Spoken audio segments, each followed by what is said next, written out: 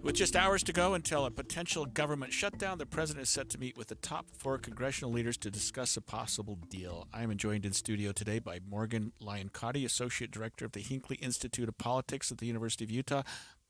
Tell us, before we get to government shutdown, Morgan, I've been on the Hinckley Report a few times. Tell our listeners what you do.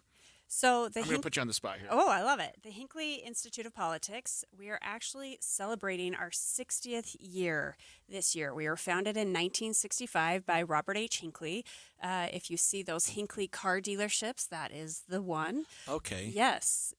Hinckley Dodge. But yes. in addition to founding one of the first car dealerships west of the Mississippi in our state, he was very active in politics and worked in the Roosevelt administration, FDR, and he wanted young people to get involved. And so we are one of the first institutes of politics at a university that functions the way we do. We have one of the oldest internship programs in the country. We provide forums. We provide we help students register to vote. We're in the media. We have the Hinckley Report. Yeah, you do. We come on KSL and we provide political analysis. So really the mission of Robert H. Hinckley was he wanted to get students engaged. He said every student a politician. And so we help students go on internships in Utah and DC and throughout the world. And then we also have that community facing. We have forums, we help with debates, we do these different things, all to try to make civic engagement more accessible and to get more people involved. Before we started the show, you asked me if I'd ever been a Hinckley intern, and I said no. I went to college in the 70s. You weren't even around then. 60 years, you were around then. We've been sending students to Washington, D.C. since 1965 and up to our own Capitol Hill since just a few years after that. There were much smaller cohorts, and as you said, you were an engineering student. We weren't quite, you weren't, we didn't have the footprint on campus that we have now. Digging into the Speaking of Washington, D.C., Democrats up in Washington, D.C. continue to say they're going to block a funding bill in the Senate that would avert a government shutdown on Wednesday unless Republicans agree to their demands.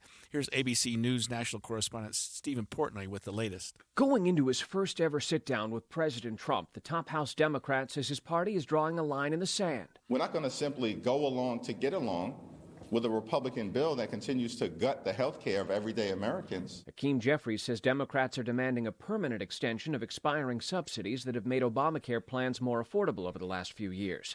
They also want a reversal of recent changes to Medicaid. Republicans say Senate Democrats should accept the House-passed bill that extends agency funding through November 21st. Stephen Portnoy, ABC News, Washington. This also hits a little close to home because we're trying to figure out what this means for federal employees. It hits close to home because my wife is a federal employee. Here's ABC's Nicole D'Antonio from Washington about that.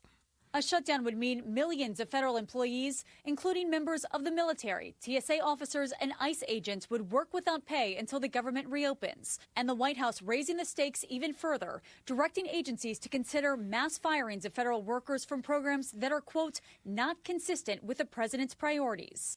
So they have, and I shouldn't be quoted exactly, but they have federal employees who they say are essential employees, which means they have to still go to work. They just don't get paid. And historically, Morgan, when that's happened, the federal employees have been paid later on, but there's no guarantee to any of that. So some employees may be furloughed, some may be laid off, some may be terminated, it sounds like. But other employees, again, hitting close to home, will be continued to work and just won't get paid during that time. Yeah, and this is coming at an interesting time when with the Doge office, and we've already seen many layoffs in federal government. So this comes at an interesting time when a lot of these offices have recently made adjustments, seen major changes, and they now, it's not like we don't, as you said, don't consider this happening every quarter or every year, but we had a major shutdown that greatly impacted our state in 2018-19, I believe it was. And I was just looking at some of the data. We had about 10,000 workers who were furloughed, according to the Gardner Institute. The state was spending $66,000 a day to keep our parks open and working with nonprofits, and then later the federal government to get reimbursed for that. But it can really impact things. And we would assume that with the Republicans in the majority and Republicans in the White House, that a shutdown would be blamed at the Republicans. But this time it's looking a little bit more like the Democrats may be the ones who will face the scrutiny if it in fact happens. I know. I actually thought about that right when you were introducing that. You were saying the Democrats may block this. And, every party's always trying to blame the other. They try to call it the Schumer shutdown or the Trump shutdown or the Obama shutdown. And it's sort of whoever comes up with the best messaging. You are right. Republicans have the majority in both chambers right now, but you need 60 votes in the Senate. And if they can lay the blame at those Democrats for not coming over, getting enough Democrats to vote for their bill, then that could really hurt Democrats. And they're going to be thinking about the midterms for next year as well. Right. And it also seems like when push comes to shove, as we've been in this situation before, Morgan, that we have this continuing resolution where we say, okay, let's just kick the can down the road and let's just keep things as a status quo. But even that isn't a sure thing this time. It isn't anymore. And because people or members of the House or the Senate will say, enough. In their mind's eye, they'll say enough is enough. Other people will say they're just trying to block things. But they may say, I really hate this bill. It's taking money away from things that I think are important, and somebody's got to make a stand.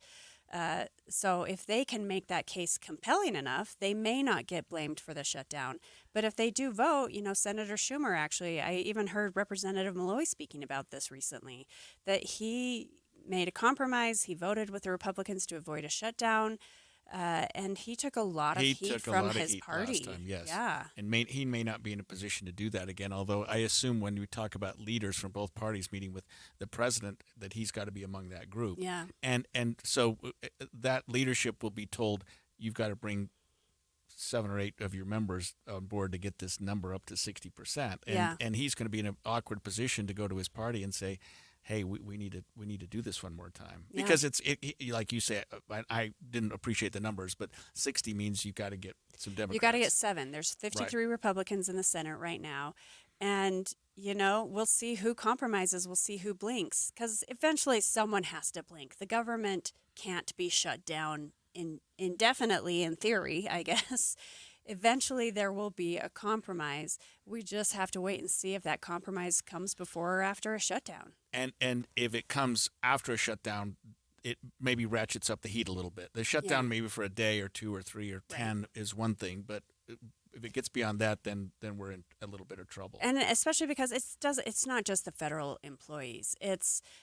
And I remember talking about this last time. It's the subway right outside Hill Air Force that gets hurt. That's a private business. That doesn't get reimbursed. It's the cafes outside Zion. It's the hotels outside Arches, right? There's a lot of people who have no way to get reimbursed or get their money back after a long-term shutdown. Right. You shut down the national parks. That Right. shuts down all the cities and businesses, or at least the bulk of those that are surrounding the parks. And the state can only do so much, standing up to the plate and saying, hey, we've got this. We'll send some people there. And the state of Utah has actually done a pretty good job. You mentioned that a minute ago, of filling in the blanks for some of these national parks, but you can only do so much. Yeah. And the state has to balance our budget. So you are right. We can only do so much. Only do so much.